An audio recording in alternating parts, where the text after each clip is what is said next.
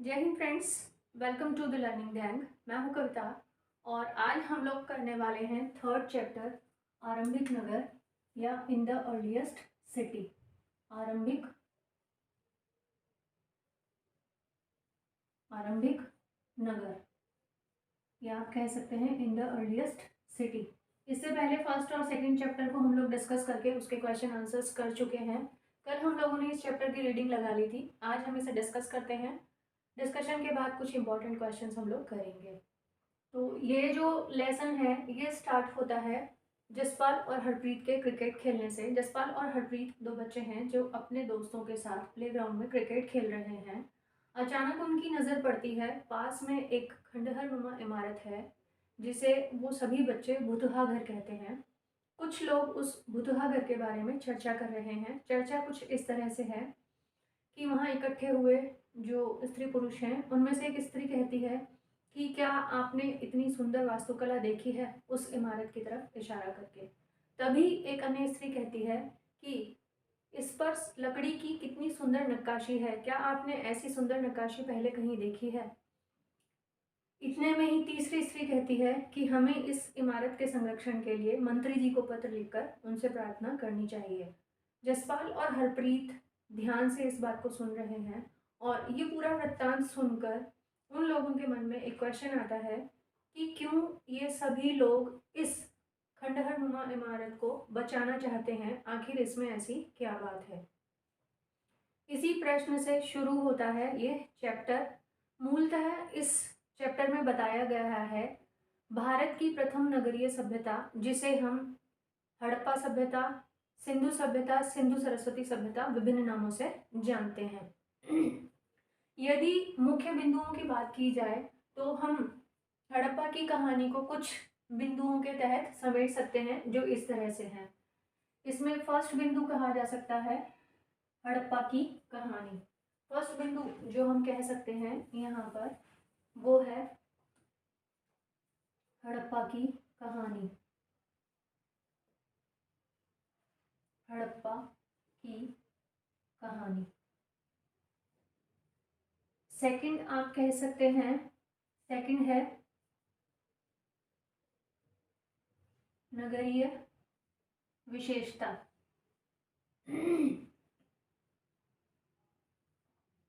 Third भवन, नाले और सड़कें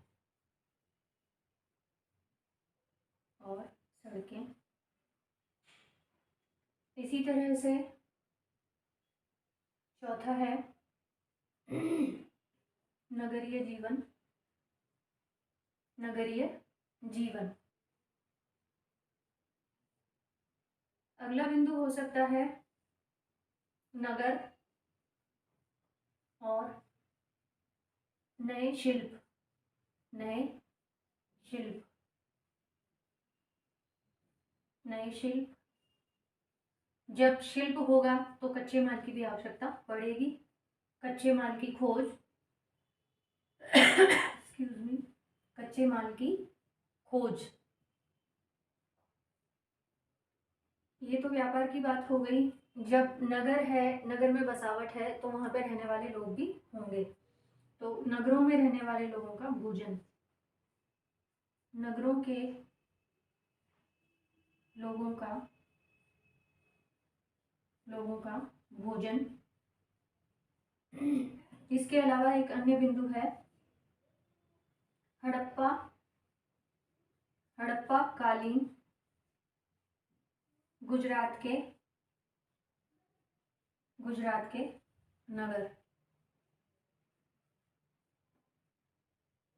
इनका सूक्ष्म निरीक्षण किया गया है यहाँ पे, जिसमें गुजरात के जो मुख्य नगर हैं उनकी यहाँ पे बात की गई है। और पाठ का जो अंतिम बिंदु है अन्यत्र, जिसके माध्यम से बताने का प्रयास किया गया है मिस्री सभ्यता की कुछ विशेषताएं जो संभवतः उस समय में समकालीन रही होगी। तो देखते हैं सबसे पहले हड़प्पा की कहानी। हड़प्पा की कहानी शुरू होती है इस अध्याय में फ्रेंड्स आज से लगभग 150 वर्ष पूर्व के एक घटनाक्रम से।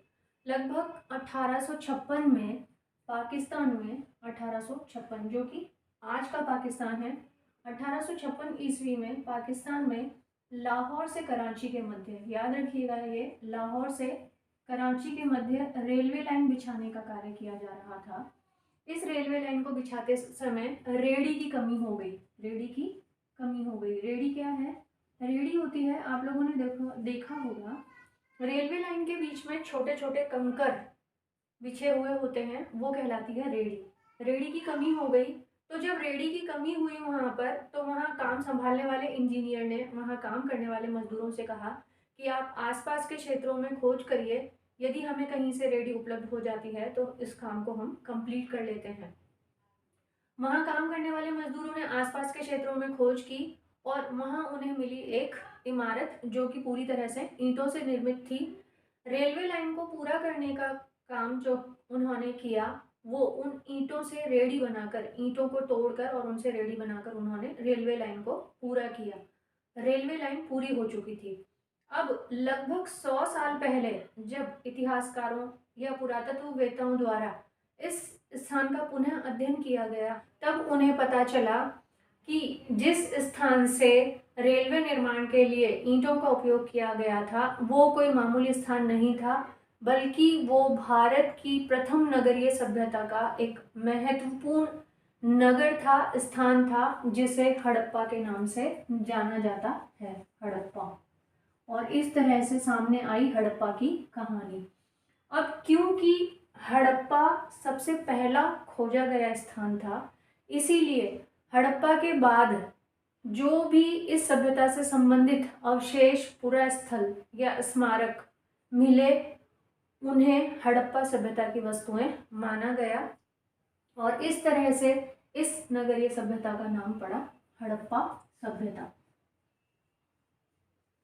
यदि हड़प्पा सभ्यता के क्षेत्रीय विस्तार की बात की जाए तो मूल रूप से इसका जो क्षेत्रीय विस्तार है वो 3 देशों में माना जाता है। पाकिस्तान, भारत और अफगानिस्तान यदि पाकिस्तान की बात की जाए तो पाकिस्तान में भी जो क्षेत्र हैं मूल रूप से वो हैं सिंध और पंजाब प्रांत, जहाँ से इस सभ्यता के पुरास्थल मुख्य रूप से मिले हैं। इसी तरह से भारत की बात की जाए तो भारत में वैसे तो कई स्थानों से मिले हैं, लेकिन इस अध्याय में जिन 4 मुख्य स्थानों की बात की गई है वो है राजस्थान,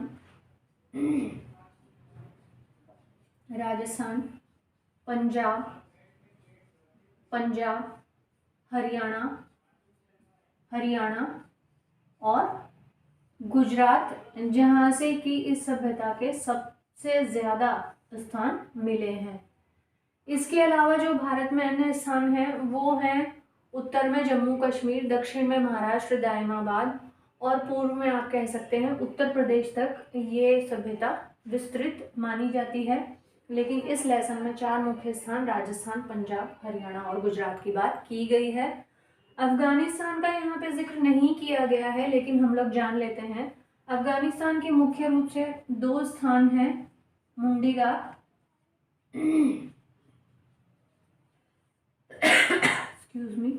मुंडीगाह और शुर्तगही।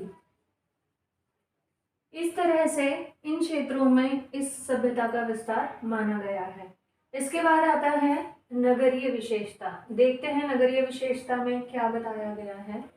नगरीय विशेषता में मूल रूप से बात की गई है जो नगर निर्माण योजना थी हड़प्पा कालीन, उसकी, कि किस प्रकार से हड़प्पा के लोगों ने नगरों का निर्माण किया था, किस आधार पर वो निर्माण किया गया था और उस नगर निर्माण में किस तरह की बसावट थी। तो जब नगरीय विशेषता की बात की जाती है फ्रेंड्स, तो देखा गया है जो भी हमें पूरा स्थल मिले हैं या जो पुरावशेष मिले हैं, उनमें ये पाया गया है कि इस सभ्यता के अधिकांश नगर जो हैं वो 2 भागों में विभाजित थे, लेकिन कुछ नगर 2 से अधिक भागों में भी विभाजित थे।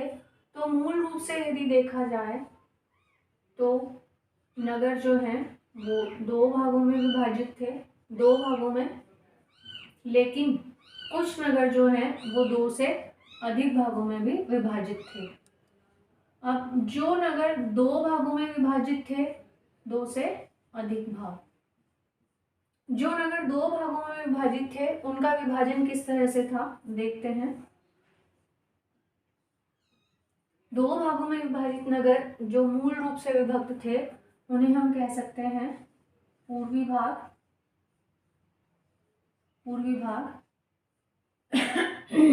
और दूसरा है पश्चिमी भाग, पश्चिमी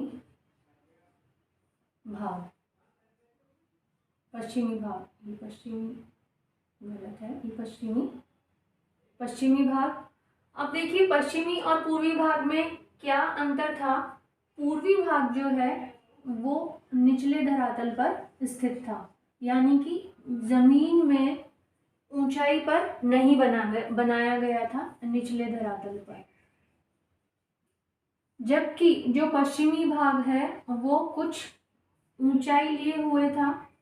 ऊंचाई लिए हुए कैसे, देखिए ऊंचाई लिए हुए कि ऐसी संभावना यहाँ पे जताई गई है कि जब ये नगरों की बसावट की गई थी तो कुछ स्थान ऐसे हैं जहाँ पर पहले चबूतरे बनाए गए थे और फिर उन बड़े बड़े चबूतरों के ऊपर आवास बनाए गए थे, जबकि एक हिस्सा ऐसा भी है जो कि बिना चबूतरे बनाए हुए ही वहाँ पर आवास बनाए गए थे। तो जहाँ पे चबूतरों के ऊपर आवासों का निर्माण किया गया था वो ऊंचाई पर स्थित माने गए हैं, और जहाँ बिना चबूतरों के निर्माण किया गया था वो निचले धरातल के रूप में जाने जाते हैं।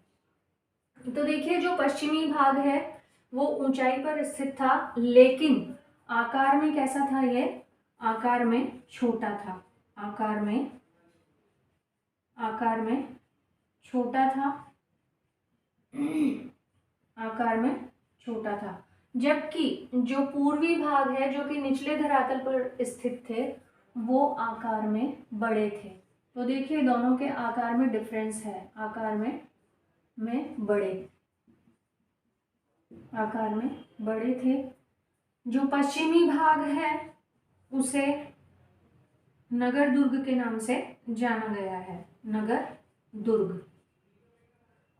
इतिहासकारों द्वारा जो इसे नाम दिया गया है नगर दुर्ग, और जो पूर्वी टीला या पूर्वी भाग है उसे नाम दिया गया है निचला नगर, क्योंकि ये निचले स्थान पर स्थित थे, निचला नगर। तो इन विशेषताओं के आधार पर संभावना ये जताई गई है कि संभवतः पश्चिमी भाग में संभ्रांत लोग रहा करते होंगे, संभ्रांत वर्ग रहा करता होगा, जबकि जो पूर्वी भाग है यहाँ पर साधारण वर्ग रहता होगा, साधारण वर्ग रहता होगा। और ये जो संभ्रांत वर्ग है इसमें कौन से लोग शामिल रहे होंगे, इसमें शामिल रहे होंगे मूल रूप से शासक व्यापारी और शिल्पी।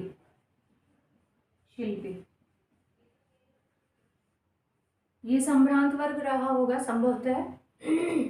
इसी तरह से जो साधारण वर्ग है जिसे कि निचले धरातल पर जिसकी बसावट मानी गई है उसमें क्रमशः रहे होंगे मजदूर, कृषक,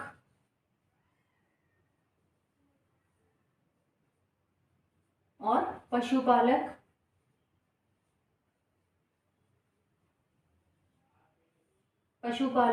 और जो निम्न श्रेणी के शिल्पी रहे होंगे जो कि अन्य जगहों पर काम करते होंगे।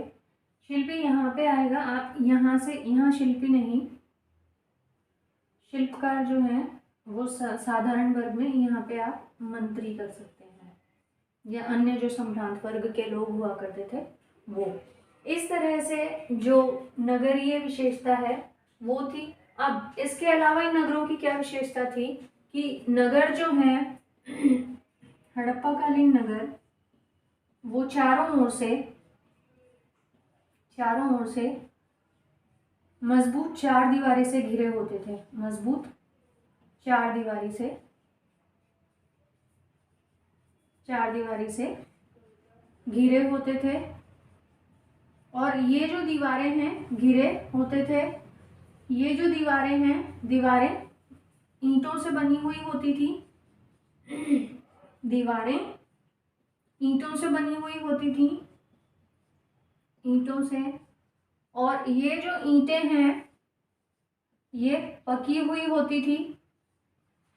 और ऐसा अनुमान लगाया गया है कि ये जो ईंटें हैं इन्हें आग में और धूप में दोनों में ही सेक कर पकाया गया होगा। आग और धूप दोनों में सेक कर पकाया गया होगा।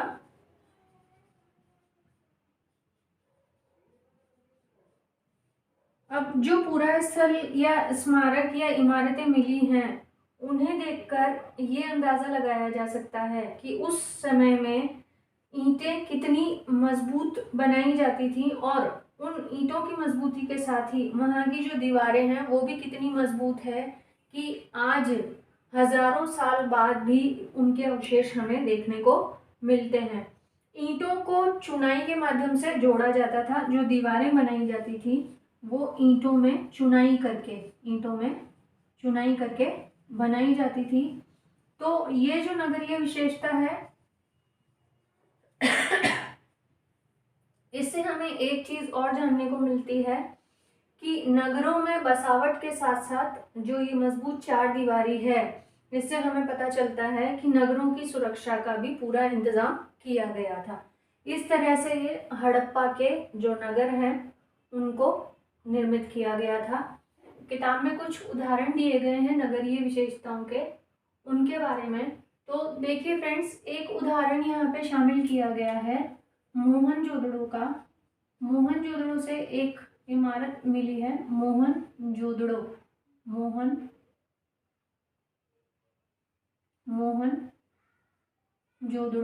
मोहनजोदड़ो हड़प्पा कालीन एक मुख्य नगर है जहाँ से एक खास प्रकार का तालाब मिला है। खास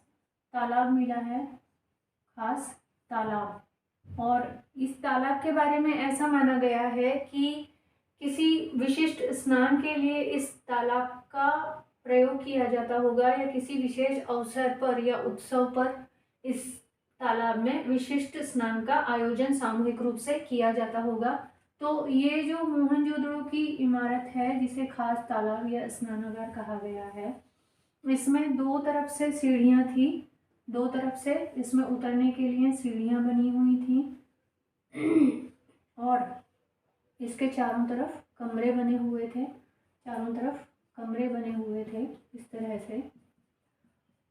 और इसमें तालाब में जो पानी है वो कुओं से भरा जाता था। पानी कुओं से भरा जाता था, कुओं से। और उत्सव के बाद में यानी स्नान के पश्चात पानी खाली कर दिया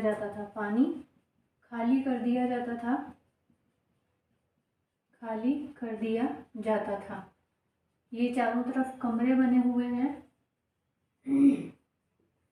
ये जो स्नानागार है ये भी पकी हुई ईंटों से ही बनाया गया था, और पानी के रिसाव को रोकने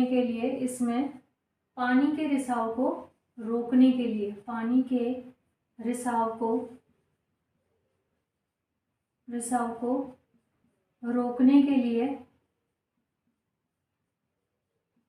जो ईंटों की चिनाई पर प्लास्टर किया हुआ था, रोकने के लिए प्लास्टर पर चारकोल या आप कह सकते हैं चारकोल या टार का लेप किया गया था जिससे कि पानी का रिसाव दीवारों से न हो। इस तरह से ये जो स्नानागार है ये मोहनजोदड़ो से प्राप्त हुआ है हमें अवशेष के रूप में, और इसे महान स्नानागार की संज्ञा दी गई है। इसी तरह से कालीबंगा राजस्थान के एक स्थान का नाम है जो कि घग्गर नदी के किनारे स्थित है, कालीबंगा। और लोथल जो है वो गुजरात का है, कालीबंगा और लोथल। कालीबंगा और लोथल से क्या मिला है? कालीबंगा और लोथल से हवन कुंड के साक्ष्य मिले हैं, या आप कह सकते हैं यज्ञवेदी। हवन कुंड या यज्ञवेदी भी आप इसे कह सकते हैं, यज्ञवेदी के साक्ष्य मिले हैं।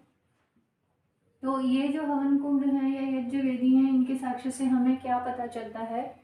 इससे हमें पता चलता है कि संभवतः हड़प्पा वासी जो है वो पूजा विधि में, जब वे पूजा पाठ करते थे तो पूजा विधि में उनके लिए हवन या यज्ञ जो है वो महत्व रखते थे। पूजा विधि में हवन या यज्ञ का उनके लिए महत्व हुआ करता था। इसी के साथ में मोहनजोदड़ो,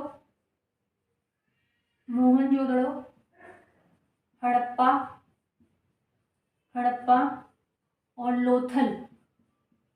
लोथल इन 3 स्थानों से भंडार गृह के साक्ष्य भी मिले हैं। भंडार गृह, तो ऐसा अनुमान लगाया गया है कि इन भंडार गृहों में संभवतः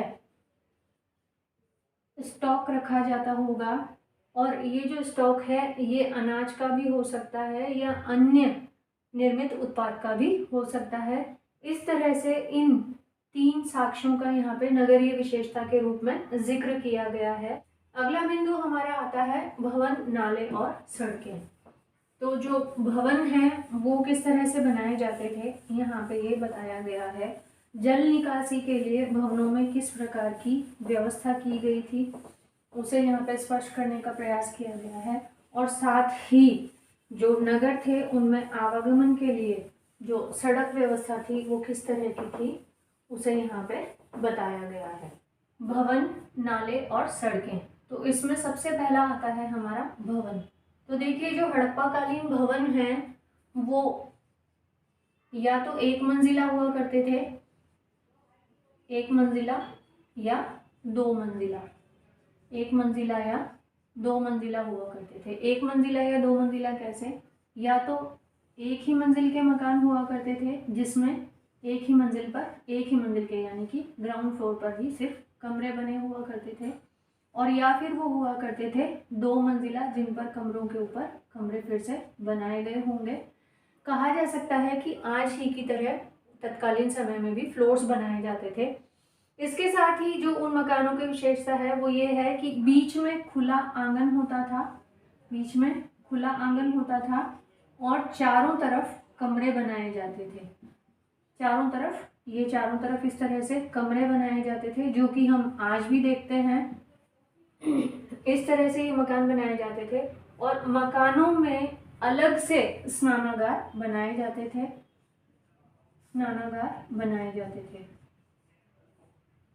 कुछ मकानों में पानी की व्यवस्था के लिए कुएं भी मिले हैं।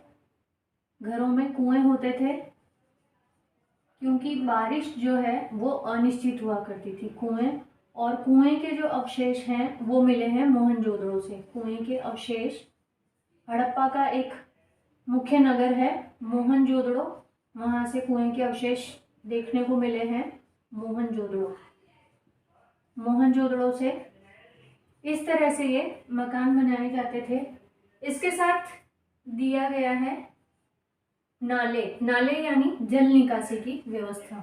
जल निकासी, तो जल निकासी कैसे होती थी? देखिए, जो ये घरों का पानी है, घरों में पानी निकलने के लिए नालियां बनाई जाती थी, और ये जो नालियां हैं घरों में ये भी ईंटों से ही निर्मित हुआ करती थी। ये जो नालियां हैं, घरों की नालियां सड़कों की मुख्य नालियों से मिलती थी, और ये सड़कों की जो मुख्य नालियां हैं ये बड़े बड़े नालों से मिला करती थी। जो बड़े बड़े नाले निर्मित हुआ करते थे, यानी कि ये कहा जा सकता है कि उस समय में भी कोई सिस्टमेटिक सीवरेज सिस्टम रहा होगा, जिससे कि घरों के गंदे पानी को शहर से बाहर पहुंचाया जाता रहा होगा। अब घरों की नालियां भी ढकी हुई होती थी, जो सड़कों की मुख्य नालियां हैं वो भी ढकी हुई होती थी, और जो बड़े नाले हैं वो भी ढके हुए होते थे। तो जो ये नाले हैं, ये जो ढके हुए होते थे, इनकी समय समय पर सफाई की जा सके इसके लिए इन नालों में बड़े बड़े मेन होल बने हुए होते थे, जिनके माध्यम से नालों की समय समय पर सफाई कर दी जाती थी। इन मेन होल के माध्यम से नालों का रख रखाव किया जाता था। तो कहा जा सकता है कि एक बहुत ही व्यवस्थित ड्रेनेज सिस्टम या सीवरेज सिस्टम उस समय की सभ्यता में हमें देखने को मिलता है। इसके बाद आती है सड़क व्यवस्था। तो सड़क व्यवस्था जो है वो भी बहुत अच्छी मानी गई है। तत्कालीन समय में सड़कें बहुत चौड़ी हुआ करती थी और सड़कें चौकोर समकोण पर एक दूसरे को काटती हुई हुआ करती थी, जहाँ की 90 डिग्री के कोण का निर्माण होता था। यदि एक शब्द में कहा जाए तो हम कह सकते हैं कि ये जो सड़क व्यवस्था है ये ग्रिड पद्धति या जाल पद्धति पर आधारित थी। ग्रिड पद्धति या जाल पद्धति कह सकते हैं, इस पर आधारित थी। इस तरह से ये सिस्टम रहा था हड़प्पा सभ्यता का। अब आगे आता है हड़प्पा के लोगों का नगरीय जीवन। नगरीय जीवन में हम सभी जानते हैं कि नगरीय जीवन जो है वो जब हम देख रहे हैं कि जो भी पुरावशेष मिले हैं यहाँ से, उनसे हमें ये पता चल रहा है, अब तक हमने जो अध्ययन किया है, कि ये एक बहुत ही व्यवस्थित सभ्यता रही होगी। तो नगरीय जीवन भी ऐसा अनुमान लगाया गया है कि चहल पहल भरा रहा होगा। जो नगरीय जीवन है वो बहुत ही चहल पहल युक्त रहा होगा। और ये अनुमान लगाया गया है कि नगरों में मुख्य रूप से 4 वर्ग रहा करते थे। हालांकि कई वर्ग रहा करते थे, लेकिन जो साक्ष्य मिले हैं उनके आधार पर ऐसा अनुमान लगाया गया है कि नगरों में मुख्य रूप से 4 वर्ग रहा करते होंगे, जिनमें शामिल है शासक, व्यापारी, लिपिक और शिल्पी वर्ग और शिल्पी। तो ये जो 4 वर्ग हैं, इनमें से ऐसा माना गया है कि शासक वर्ग जो है उनका जीवन बहुत ही, कह सकते हैं, वे लोग रईसी का जीवन जीते होंगे। वे लोग सोने चांदी के आभूषण पहनते होंगे, वे लोग अच्छे अच्छे घरों में रहा करते होंगे। तो ऐसी संभावना है कि शासक वर्ग जो है वो ही नगर की खास इमारतों के निर्माण की योजना बनाते थे। नगर की जो खास इमारतें हैं, खास इमारतें उनके निर्माण की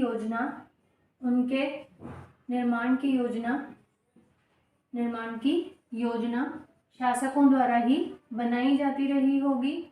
इसी के साथ में, क्योंकि ये लोग कीमती धातुओं के और बहुमूल्य पत्थरों के आभूषण पहनते थे, तो ऐसी भी संभावना है कि ये लोग व्यापारियों को अन्य जगहों पर भेजते थे, अन्य जगहों पर व्यापारियों को भेजा करते थे। अन्य जगहों पर क्यों भेजा करते थे? बहुमूल्य पत्थर, कीमती धातु और जीवन की जो अन्य उपयोगी वस्तुएं हैं उन्हें लाने के लिए ये लोग व्यापारियों को भेजा करते होंगे दूर दराज के स्थानों में। और जो व्यापारी वर्ग है वो दूर दराज की यात्राएं किया करता था। व्यापारी जो है वो व्यापार के उद्देश्य से दूर दराज की यात्राएं किया करते थे और वहां से ये लोग धातुएं, पत्थर और जीवन की जो अन्य उपयोगी वस्तुएं हैं वे लाया करते थे। उपयोगी वस्तुएं लेकर आया करते थे। ये व्यापार के लिए तो जाया करते थे, लेकिन व्यापार के अलावा भी इनकी जो यात्राएं हैं वो उपयोगी साबित हुई। यात्राएं उपयोगी कैसे साबित हुई? यात्राएं उपयोगी किस तरह से? देखिए कि जब ये लोग एक स्थान से दूसरे स्थान पर जाया करते थे तो वहाँ मिलने वाली वस्तुओं के साथ साथ ये लोग वहाँ के किस्से कहानियाँ भी अपने साथ लाया करते थे। ऐसा होता है ना कि जब हम लोग किसी नई जगह पर जाते हैं तो वहाँ की यादें हमारे साथ आती हैं और हम वहाँ के बारे में आकर अपने घर में आसपास में जब कोई हमसे बात करता है, पूछता है, तो उनके साथ हम लोग चर्चा करते हैं। तो इसी तरह से ये जो व्यापारी वर्ग है, जब ये लोग कहीं और जाया करते थे तो वहाँ के किस्से और कहानियाँ भी अपने साथ लाया करते थे। इन किस्से कहानियों के माध्यम से क्या होता था? इन किस्से कहानियों के माध्यम से होता था सांस्कृतिक आदान प्रदान। सांस्कृतिक एक्सक्यूज मी, सांस्कृतिक आदान प्रदान। और इस सांस्कृतिक आदान प्रदान से जो प्रवृत्ति हमारे यहाँ पे देखने को मिलती है वो है समन्वयवादी प्रकृति। समन्वयवादी प्रकृति।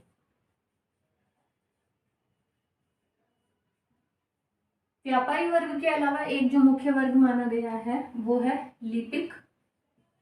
लिपिक लिपिक जो है वो मूलतः लेखन का कार्य किया करते थे।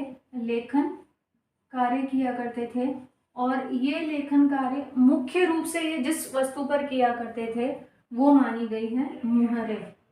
मुहरे मुहरे या कह सकते हैं आप सील्स। मुहरे और सील्स के अलावा ये अन्य वस्तुओं पर भी लेखन कार्य संभवतः किया करते होंगे, लेकिन ऐसा माना गया है कि वे वस्तुएं या तो लकड़ी की हुआ करती होंगी या वे लोग यदि कपड़े पर लिखा करते होंगे तो संभवतः वे समय के साथ नष्ट हो गए। जबकि मुहरे जो हैं वो पत्थर की हुआ करती थी, तो पत्थर की होने के कारण वो मुहरे हमें मिल गई हैं और इन मुहरों पर ही कुछ लेख हमें लिखे हुए मिलते हैं जो कि चित्र के रूप में और चिन्ह के रूप में है। इस लिपि को यहाँ पे भाव चित्रात्मक लिपि कहा गया है। इसी के साथ यहाँ पे एक अन्य वर्ग रहा करता था, वो था शिल्पी वर्ग। शिल्पी वर्ग। शिल्पी वर्ग में स्त्री और पुरुष दोनों हो सकते थे। स्त्री और पुरुष दोनों शामिल हुआ करते थे। और ये जो शिल्पी वर्ग है ये या तो अपने घरों में, ठीक है, या फिर जो उद्योग स्थल हुआ करते थे जिनमें फैक्ट्री या कारखाने हुआ करते हैं, कारखाने या फैक्ट्री, कारखाने फैक्ट्री, वहाँ पर ये लोग अपना शिल्प कार्य किया करते थे जिसमें ये विभिन्न वस्तुओं का निर्माण किया करते थे, जिसमें है मनके, मोती, खिलौने, खिलौने, मूर्तियाँ, मूर्तियाँ, मुहरे, इनका ये संभवतः निर्माण किया करते होंगे। इनमें जो मूर्तियाँ हैं वो टेराकोटा की बनी हुई मिली हैं। टेराकोटा या आप कह सकते हैं पकी हुई मिट्टी, पकी हुई मिट्टी की मूर्तियाँ मिली हैं। तो इस तरह से बताया गया है कि जो नगरीय जीवन है वो बहुत ही चहल पहल वाला रहा होगा और नगरों के जो लोग हैं वो एक सुख सुविधा युक्त जीवन जीते थे। इसके बाद में बात आती है नगर और नए शिल्प की। तो देखिए फ्रेंड्स, अभी अभी हम लोगों ने यहाँ बात की है शिल्पी वर्ग रहता था। तो ये जो शिल्पी वर्ग है ये किस तरह से क्या काम किया करते थे ये यहाँ पे बताया गया है। इसमें बताया गया है मुख्य रूप से कि जब हम देखते हैं कि यदि हम लोग हड़प्पा सभ्यता से प्राप्त पुरावशेषों की तरफ ध्यान दें तो हम लोग पाते हैं कि वहाँ से जो प्राप्त पुरावशेष हैं उनमें से अधिकांश पत्थर,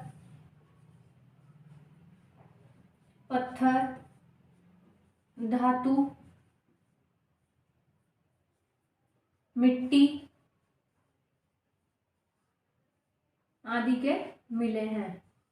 अब ये जो पत्थर है ये प्राकृतिक रूप से मिलते थे, धातु जो है वो भी प्राकृतिक रूप से मिलते थे। अब धातु में कौन कौन से धातु थे? देखिए, पत्थर धातु, मिट्टी से तो खिलौने और बर्तन बनाए जाते थे, आभूषण भी कभी कभी बनाए जाते थे। धातु से बर्तन भी बनाए जाते थे और आभूषण भी बनाए जाते थे। और पत्थर से औजार, हथियार और कभी कभी कुछ बर्तन भी बनाए जाते थे। तो किस तरह से कौन कौन से माल से क्या वस्तुएं तैयार की जाती थी वो हम लोग एक बार देख लेते हैं। तो देखिए, औजार, औजार, हथियार, हथियार, बर्तन और आभूषण, आभूषण, ये बनाए जाते थे। ये चारों जो चीजें हैं वो बनाई जाती थी पत्थर और धातु से, मिट्टी से भी और मिट्टी से। लेकिन बर्तन और आभूषण जो है वो मुख्य रूप से धातुओं से ही बनाए जाते थे और उन धातुओं में दो मुख्य धातुएं शामिल थी, सोना और चांदी। बर्तन जो हैं वो तांबे से भी बनाए जाते थे और टीन के भी बनाए जाते थे। बर्तन तांबे और टीन से भी बनाए जाते थे। सेंधवासी जो है वो तांबे और टीन को मिलाकर कांसा बनाने की विधि जानते थे, कांसा निर्माण। और इस कांसा नामक धातु का प्रयोग करने के कारण ही इस सभ्यता को कांस्य युगीन सभ्यता के नाम से भी जाना जाता है। तो ये भी आप थोड़ा सा ध्यान रखिएगा, कांस्य युगीन सभ्यता। अब यहाँ पे इन सभी शिल्प के कुछ उदाहरण प्रस्तुत किए गए हैं जो कि इस कच्चे माल से ये लोग बनाया करते थे। जैसे मुहरे, मुहरे,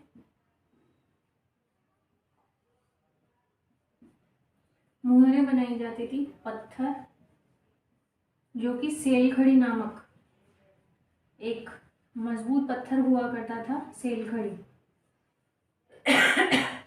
उससे मुहरें बनाई जाती थी। और इन मुहरों पर जानवरों के चित्र अंकित मिले हैं, जानवरों के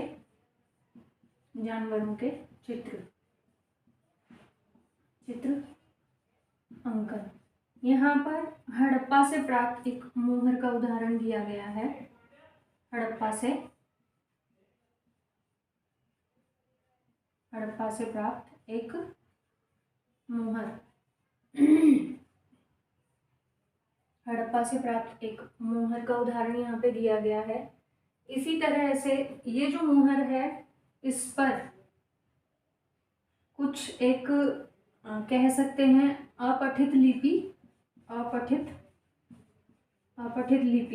लिपि मतलब जिसे अभी तक पढ़ा नहीं जा सका है। अपठित लिपि में कुछ चिन्ह अंकित हैं जिनका ना तो अभी तक अर्थ लगाया जा सका है, ना ही इसे अभी तक पढ़ा जा सका है। इसी के साथ में वे लोग बाट बनाया करते थे। ये जो बाट है बहुत ही खूबसूरत हुआ करते थे। बाट निर्मित किए जाते थे चर्ट पत्थर से। और ये जो बाट हैं ये आकार में मुख्य रूप से चौकोर हुआ करते थे। और ऐसा अनुमान लगाया गया है कि ये जो बाट हैं ये मुख्य रूप से मूल्यवान वस्तुओं को तौलने के काम में लिए जाते होंगे, मूल्यवान वस्तुओं के लिए।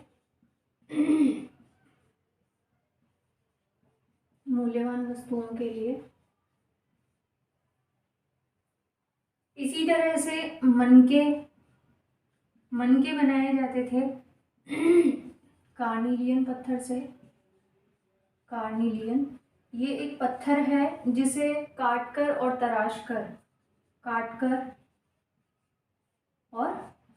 कर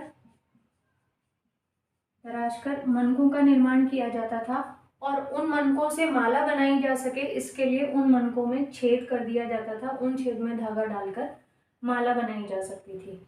इसी तरह से ये लोग मिट्टी की मूर्तियां बनाया करते थे। मूर्तियां जो कि टेराकोटा की होती थी। यहाँ पर उदाहरण दिया गया है मोहनजोदड़ो से प्राप्त एक मूर्ति का, मोहनजोदड़ो से प्राप्त एक मूर्ति का, जो मूर्ति एक पुरुष की है और उस पुरुष की मूर्ति ने एक शॉल ओढ़ा हुआ है। उस शॉल पर फूलों की बहुत ही सुंदर चित्रकारी की गई है और मूर्ति के चेहरे पर दाढ़ी बताई गई है और उस दाढ़ी में बहुत ही बारीक अलंकरण किया गया है। वो जो मूर्ति है वो दिखाई गई है यहाँ पे। इसी तरह से इनकी जो एक अन्य कला है वो है मृदपात्र निर्माण। मृदपात्र यानी मिट्टी के बर्तन, जो कि ये लाल रंग के बनाया करते थे और इन लाल रंग के मिट्टी के बर्तनों पर ये लाल रंग के मिट्टी के बर्तनों पर ये काले रंग से रेखांकन किया करते थे। लाल रंग पर काले रंग का रेखांकन, जिसे आप कह सकते हैं red and black painted ware, RBPW। यानी कि यहाँ पे क्वेश्चन बन सकता है कि RBPW जो है वो कौन सी सभ्यता से संबंध रखते हैं या किस काल से संबंध रखते हैं, तब आप यहाँ पे बताएंगे हड़प्पा कालीन युग से या कांस्य युगीन सभ्यता से या सिंधु सरस्वती सभ्यता से। इस तरह से यहाँ पे बात की गई है नगर और नए शिल्प की। यहीं पे एक अन्य बात बताई गई है कि हमने फर्स्ट लेसन में पढ़ा था कि लगभग 7000 वर्ष पूर्व कपास की खेती के साक्ष्य मिले हैं। कहाँ से मिले हैं? लगभग 7000 वर्ष पूर्व कपास की खेती के साक्ष्य कहाँ से मिले हैं? हमने फर्स्ट लेसन में पढ़ा था, फर्स्ट लेसन में भी पढ़ा था और सेकंड लेसन में भी पढ़ा था। वो स्थान है मेहरगढ़। कौन सा है? मेहरगढ़।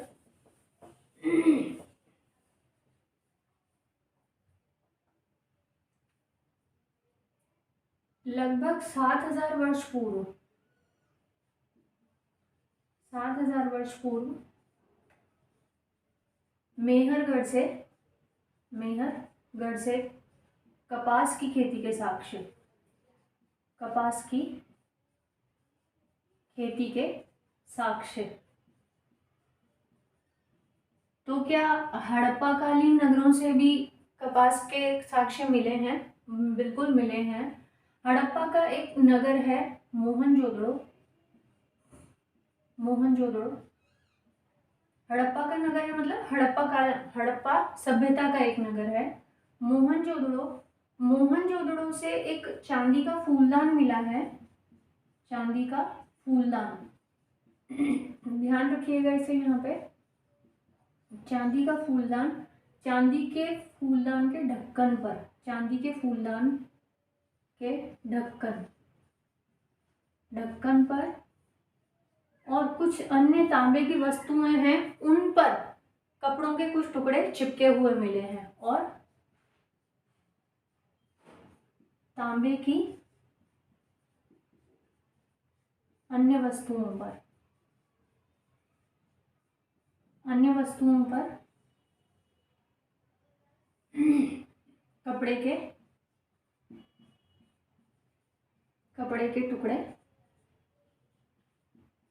टुकड़े चिपके हुए मिले हैं। तो इन कपड़ों के टुकड़ों से हमें ये पता चल जाता है कि जो हड़प्पा कालीन लोग हैं वो कपास की खेती किया करते थे और उस कपास से वो कपड़े की कताई या बुनाई किया करते थे।